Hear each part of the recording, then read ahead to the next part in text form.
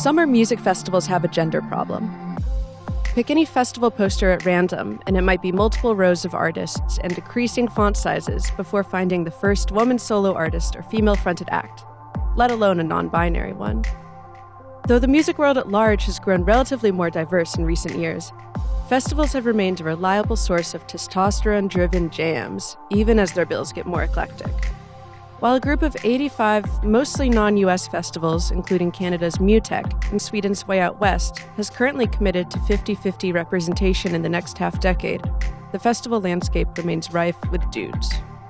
Rob Mitchum and Diego Garcia-Olano logged the lineups from 20 of the summer's most prominent multi-genre music festivals and measured how they're performing on gender and artist diversity, ranging from Pickathon, with 4,000 attendees, to Lollapalooza, with 100,000.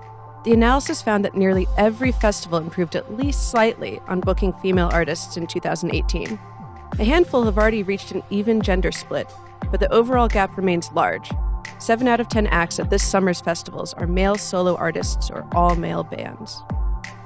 Festival by festival, there's a lot of variability in gender balance.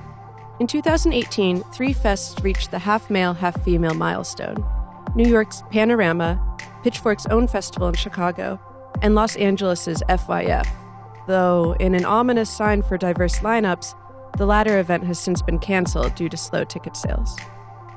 On the other end of the spectrum, only 1 of every 5 acts at Bottle Rock, Firefly, and Bunbury this year are women or bands with at least 1 female member. Bunbury can actually claim to have doubled its female representation over the previous year's lineup, from 1 to 2. The gender gap is exacerbated at the top of festival lineups, thanks to a shortage of female headliners this summer. Though Beyoncé and Miss Lauryn Hill top bills, they're each only playing 1 festival date, while male headliners such as Eminem, The Weeknd, The National, and Jack White are more promiscuous, flaunting their wares at up to 7 festivals in Odessa's case. Indeed, looking at just the top 10% of each festival lineup, the summer circuit is even more male-dominated. Shaky Knees, Sasquatch, and Boston Calling, festivals with decent overall male-female numbers, have precisely 0 female or mixed acts in this upper bracket. Reading the Lollapalooza poster, there are 14 names and 2 dissents in font size before the first band with a female member, Churches. Data also suggests a relationship between gender balance and another commonly cited cause of festival fatigue: the same acts on lineup after lineup. 3 of the top 5 most unique festival lineups in 2018, Pickathon, Pitchfork, and what would have been FYF, are also in the top 5 for female representation. The argument that there aren't enough female artists to book at summer festivals is disproven by bookers who cast their nets further and wider than the norm. Perhaps the festival world at large just needs to build a better net.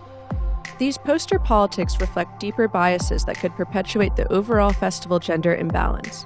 Megafests such as Coachella, Lollapalooza, and Bonnaroo that reliably sell tickets on rep alone could gamble on booking more female headliners and artists, but instead sit in the middle to low end of gender balance rankings. Meanwhile, smaller festivals that strive for gender equality and genre diversity carry the risk of failure, as the cancellation of FYF demonstrates. Creating a festival landscape as diverse as music itself might not be an easy task, but it's certainly a worthwhile one. Whether it's realistic or not, only next year's numbers will tell.